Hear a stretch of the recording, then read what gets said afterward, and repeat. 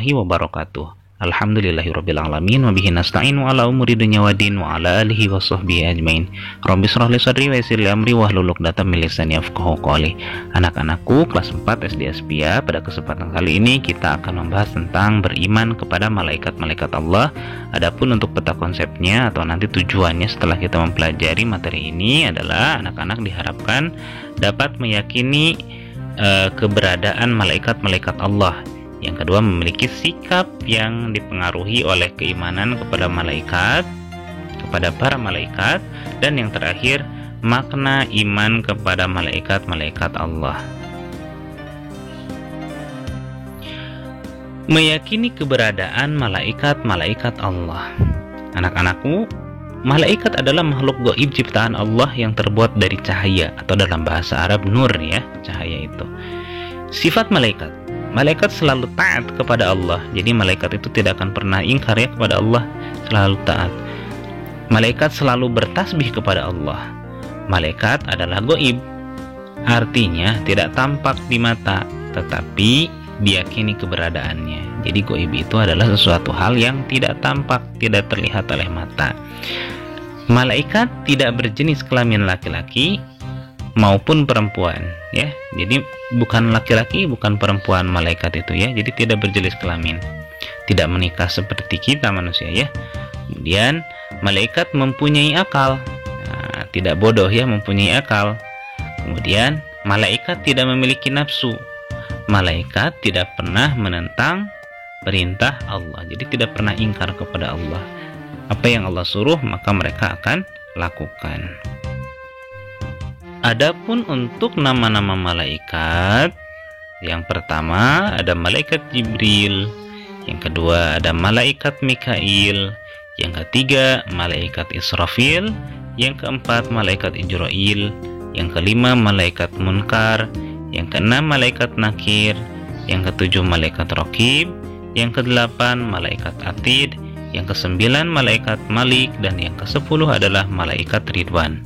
Anak-anak dapat diharapkan dapat, maksud baik Iqbal, diharapkan dapat menghafal semua nama-nama malaikat: Jibril, Mikail, Israfil, Ijrail, Munkar, Nakir, Raqib, Atid, Malik, dan Ridwan, berserta tugas-tugasnya, ya. Tugas-tugas malaikat. Jadi yang 10 tadi ada tugas-tugasnya, ya. Coba diperhatikan baik-baik dan dihafalkan, ya anak-anak. Yang pertama, malaikat Jibril bertugas menyampaikan wahyu dari Allah Subhanahu wa taala untuk para nabi dan rasulnya. Nah, walaupun sekarang nabi dan rasul sudah tidak ada, ya, sudah di stop, tetapi ada tugasnya, yaitu bertasbih, beribadah kepada Allah, ya. Kemudian yang kedua, malaikat Mikail bertugas mengatur pemberian rizki atau pembagian rizki kepada makhluk Allah Subhanahu wa taala, seperti hujan, memberi buah pada tumbuh-tumbuhan, dan lain sebagainya. Nah, itu adalah malaikat Mikail. Jibril menyampaikan wahyu, Mikail memberikan rizki, ya. Kemudian yang ketiga, malaikat Israfil. Dia itu bertugas untuk meniup trompet sangkakala. Nah, nanti di hari kiamat, sebelum hari kiamat, sangkakala akan ditiupkan oleh malaikat Israfil, ya, atau songsong biasanya, ya, disebutnya kalau dalam bahasa Sunda. Nah, itu tugas malaikat Israfil, meniup sangkakala, trompet sangkakala. Kemudian selanjutnya malaikat Ijrail bertugas untuk mencabut nyawa. Jadi setiap ada yang mati itu berarti dicabut nyawanya oleh malaikat Ijrail.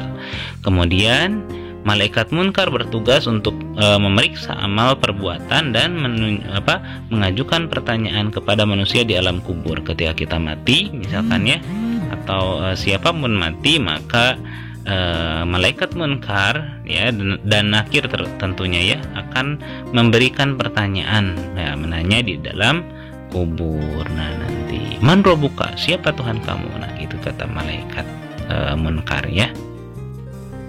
Kemudian selanjutnya malaikat Nakir bertugas seperti malaikat Munkar, bertanya di dalam kubur, ya.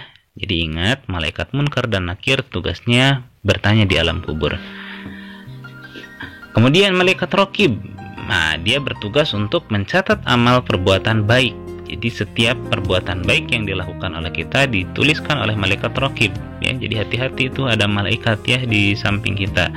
Kemudian malaikat atid bertugas untuk mencatat amal perbuatan buruk manusia. Wow, tuh ya, kalau misalkan kita berbuat buruk maka dicatat oleh malaikat atid. Malaikat malik tugas menjaga pintu neraka.